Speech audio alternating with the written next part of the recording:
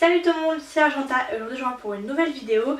Du coup j'ai décidé de partir sur un nouveau contexte que je vais appeler socio-analyse, vous l'aurez vu dans le titre de toute façon, où je vais un peu utiliser mes cours de sociologie, parce que pour ceux qui ne le savent pas, parce que c'est vrai que je n'ai pas beaucoup parlé, je suis en études de sociologie. Du coup j'ai décidé d'utiliser ça un peu pour parler de ce que j'ai envie, parce qu'en ce moment j'ai un peu, comme vous l'avez déjà vu sur ma vidéo sur la pilule pour hommes ou sur ma vidéo sur le harcèlement sexuel de rue, que je vous mettrai dans le petit i si vous voulez les voir, un peu parler plutôt de sujets de société, parce que c'est un peu ce que je fais en ce moment dans ma vie et je suis plus trop dans ce que je faisais au lycée quand je faisais vraiment des vidéos, puisque j'ai arrêté un peu depuis un an.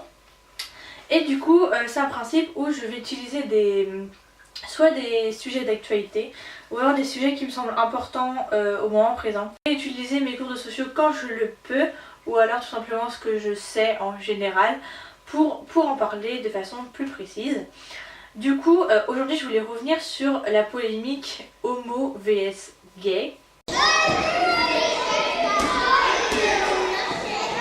Une polémique qui a été faite par, désolée je sais plus du tout son nom, enfin bref il y avait un mec connu sur un plateau qui est homo du coup. Malheureusement pas vous mettre d'extrait parce qu'il y a toujours des problèmes de droits d'auteur etc. Je préfère éviter un maximum, je mets que mon contenu comme ça, il n'y a pas de souci. Et du coup je vous mettrai dans la description si tu trouves un lien d'intervention télé de cet homme, qui du coup était dans un plateau télé d'ailleurs où il y avait d'autres personnes homosexuelles autour de lui, et qui disait que il y avait les homos et les gays, et que les gays en gros desservaient la cause des homos en se montrant trop, en ne voulant pas être comme les autres, etc. En vrai il démontait les personnes qui sont trop gays, en tout cas qui sont homosexuelles et qui le montrent. Il explique pas vraiment comment, mais par déduction en fait, les personnes gays, c'est hyper facile de savoir qu'ils pensent aux personnes qui sont extrêmement efféminées ou juste un peu efféminées, qui se battent pour les droits des homosexuels, qui montrent qu'ils sont homosexuels, qui se montrent dans la rue avec leurs copains ou leurs copines si c'est une fille, etc. Et qui n'ont pas honte de ça, et qui vivent leur vie, on va dire, normalement, mais en montrant, au même titre que les homos montrent, hein, au même titre que les homos se tiennent la main, etc., au même titre que les homos se battent pour des causes qui leur est importante. Mais défendre l'hétérosexualité n'est pas une cause importante, puisqu'il n'y a pas besoin en fait de défendre son hétérosexualité. Enfin bref, je divague un peu. Il y a deux problèmes dans ce qu'il dit. Le premier problème, c'est de l'homophobie intériorisée. Je vais pas débattre sur ce sujet parce que même si je suis une personne concernée, je suis actuellement dans une relation hétéro, j'ai pas vraiment eu beaucoup de relations homosexuelles dans ma vie. Et en plus parce que Dras Mathilde a déjà fait une vidéo là-dessus, c'est une petite youtubeuse que je suis. Du coup je vous la mettrai dans le petit i également, ou ici, enfin je vais trouver un moyen de vous la mettre, et également dans la barre d'informations. Ça m'évitera de débattre sur ce sujet, de faire une vidéo trop longue, etc. Et je vais lui laisser ça étant donné qu'elle a déjà fait, et je pense que sa vidéo mérite d'être vue et d'être entendue. Donc voilà, donc le premier problème c'est ça. Et le second problème, c'est qu'en plus de l'homophobie intériorisée, c'est tout simplement du sexisme en fait. Et ça du coup je vais le développer grâce à mon cours de sociologie du genre. Pour commencer on peut citer Madame Marie Durubella. Marie Durubella nous parle justement des comportements d'homo-sociabilité et de suridentification à un genre. Elle parle particulièrement des enfants à l'école et des comportements qu'on a dès le plus jeune âge. Et elle nous dit que pour être accepté dans un groupe de pairs, le groupe de pairs c'est les personnes qui nous entourent mais qui ne font pas partie des institutions ou de la famille, tout simplement. Donc c'est généralement les amis, les voisins, etc. Et elle dit que pour être acceptée dans un groupe de pairs, en particulier à l'école, il y a un phénomène de suridentification à son genre, c'est-à-dire que les enfants, on est tous passés par là, tous les enfants se suridentifient à leur genre pour être acceptés. Et ça passe pas forcément de façon consciente. Par exemple, rien que le fait de jouer aux garçons attrape-filles, c'est se suridentifier à son genre parce que on crée une différence tout simplement, et du coup on joue de cette différence. Ça peut être également dans le fait de participer à toutes les activités qui s'associent aux filles et qui s'associent aux garçons pour un garçon. Donc pour une fille, ça peut être se tresser les cheveux avec ses copines, jouer au Polly Pocket, jouer, je sais pas, tout ce qui s'apparente à des jeux de filles, à la corde à sauter, ce genre de choses. Et pour les garçons, aller jouer au foot, jouer aux cartes Pokémon, etc.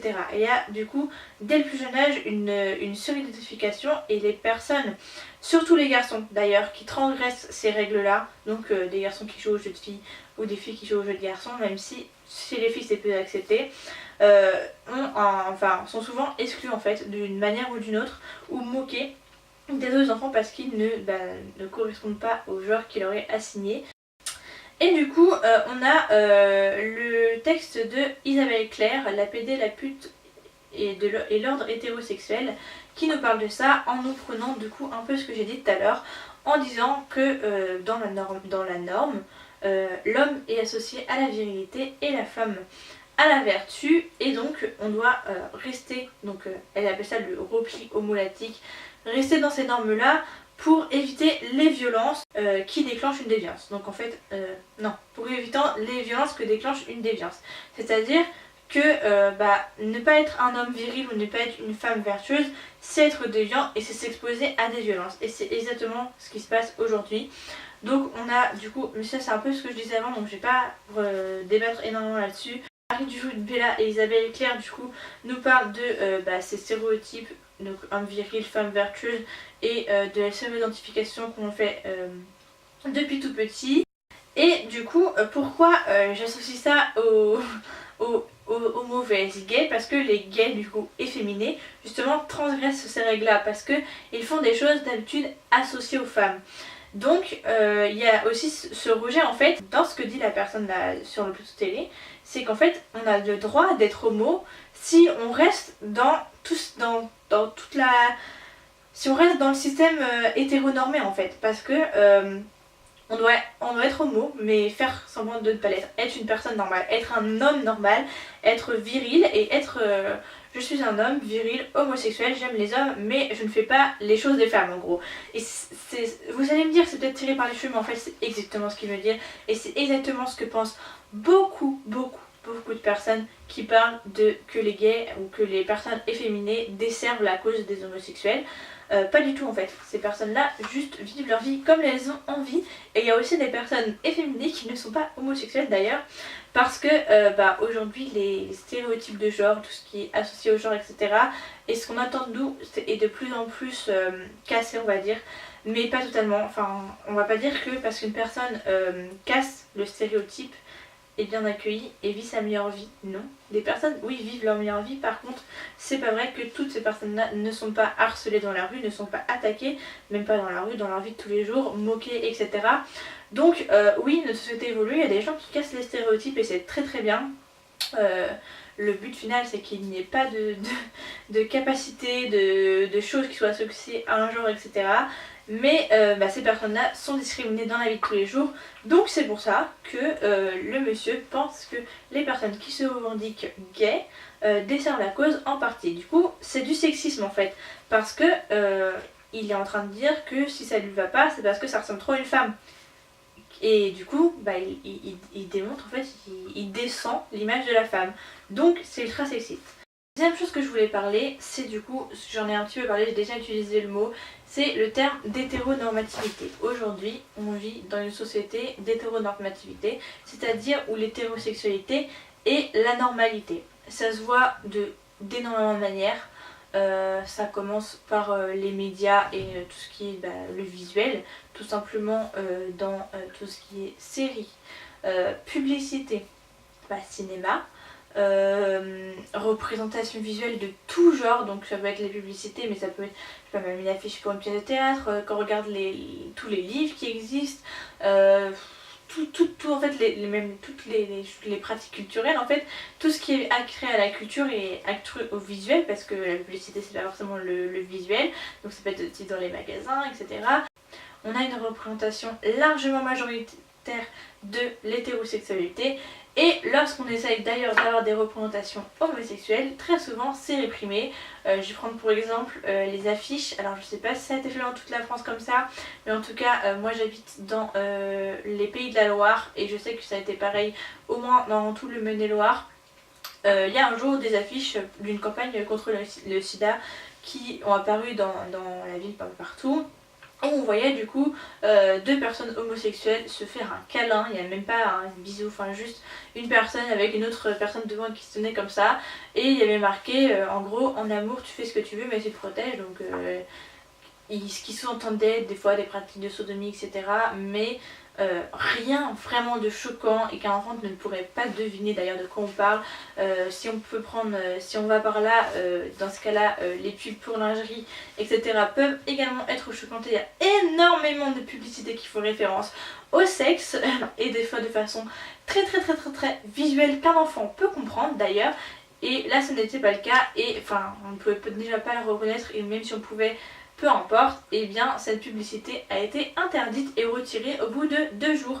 Voilà, alors c'est des choses du coup qui sont, ça date d'il y a quelques années, mais c'est encore extrêmement présent. Certes, ça s'efface petit à petit, il y a énormément de représentation des homosexuels dans les séries d'ailleurs, par exemple sur Netflix. Je fais pas de la pub mais voilà, c'est la vérité. On en voit de plus en plus du coup dans les films etc. Mais il y a quand même une majorité et une normativité des couples hétérosexuels, même dans les films, les séries etc. Soit les séries se terminent plus tôt, soit c'est pour rajouter la personne qui est pas comme les autres, c'est-à-dire que tu as 4 couples hétérosexuels et un couple homosexuel. Vous allez me dire certes peut-être que dans la vie de tous les jours il y a plus d'hétérosexuels que d'homosexuels. C'est possible, mais aussi parce que en fait ces personnes sont obligées de se cacher, donc on ne sait pas en fait aussi combien il y a de couples, combien il y a de personnes qui sont orientées de tel sexe ou de tel sexe, parce qu'il y a des personnes qui ont une relation hétéro alors qu'ils ne le veulent pas, tout simplement parce que c'est la norme qu'ils ont intégrée depuis toujours. Et voilà, donc il y a une hétéronormativité partout, ça se traduit dès le plus jeune âge. On s'identifie à son genre, déjà pour être accepté dans le groupe de pairs, et ensuite on l'identifie en tant que moi, je suis de ce genre là, cette personne là est d'un autre genre et donc est une personne désirable. Depuis tout petit, hein, tout le monde l'a fait, même les personnes qui sont homosexuelles maintenant se sont dit quand ils étaient petits, moi je suis un garçon ou une fille, et la personne du sexe opposé à moi est la personne que je dois désirer, que je peux désirer, que je peux sortir avec, les premiers copains que j'ai, etc. Et donc un apprentissage en fait de l'hétéronormativité, mais également aussi par les limitations avec qui les entourent, donc leurs parents, les gens qu'ils connaissent, etc. Parce qu'ils voient beaucoup plus de couples hétéros que de couples homosexuels tout simplement. Du coup je suis partie sur vous expliquer l'hétéronormativité parce que je pense que justement là ce qui différencie homo et gay dans ce que dit la personne, c'est du coup les personnes homosexuels qui vivent dans un système hétéronormatif, et comme le système hétéronormatif, c'est-à-dire que l'homme reste viril, il ne veut pas d'enfant, ou alors si il en veut, il s'en occupera comme n'importe quel homme viril dans un couple hétérosexuel, et ne montre pas, ne va pas à la Pride, ne reste viril. Du coup, bon, je vais devoir faire beaucoup de montage parce que c'est vrai que je suis partie un peu dans tous les sens, mais j'espère que ce sera clair pour vous. N'hésitez pas à en débattre dans les commentaires, je vous attends très nombreuses, j'ai vraiment envie de parler de ça avec vous. N'hésitez pas à les suivre aussi, Drace Mathilde du coup. Bon, elle me connaît pas, hein, je crois pas qu'elle me connaisse, mais moi je la suis depuis longtemps et je pense que sa chaîne mérite d'être vue. C'est mon premier, donc n'hésitez pas à me dire ce que vous pensez de ce format là, peut-être plus le travailler la prochaine fois pour que ce soit un peu plus clair. Je vous fais des gros bisous et je vous dis à la prochaine.